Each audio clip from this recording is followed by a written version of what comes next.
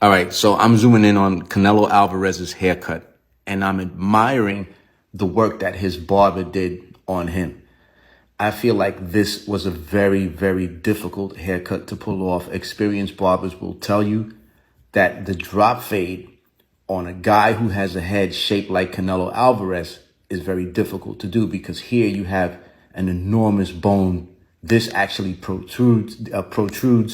It's larger than everything else here. So how are you going to make that transition when you have a big bone here, a big bone here, and all of this is just empty space? The barber had to be very crafty to make that happen. He kept the fade nice and low. He allowed the fade to jump right off of the occipital bone. And it takes a very experienced barber to know that. And I just wanted to point that out. This is a very good haircut by Canelo Alvarez's barber. I just want to give a big shout out to whoever this gentleman is.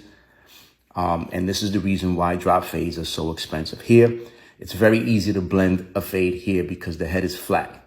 Everyone thinks that the head is flat here, but that is not true. Here you have a bone. Here you have a bone.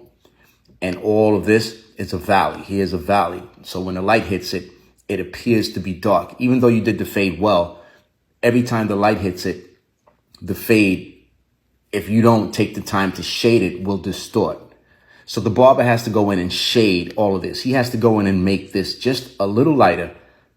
He has to leave this a little darker. He has to go in and make this part a little lighter. And on the other side of the head, he's got the same problem. So that takes a considerable amount of skill and time. And that's it. I just wanted to point that out. Canelo Alvarez has a fantastic barber. Shout out to him. 555.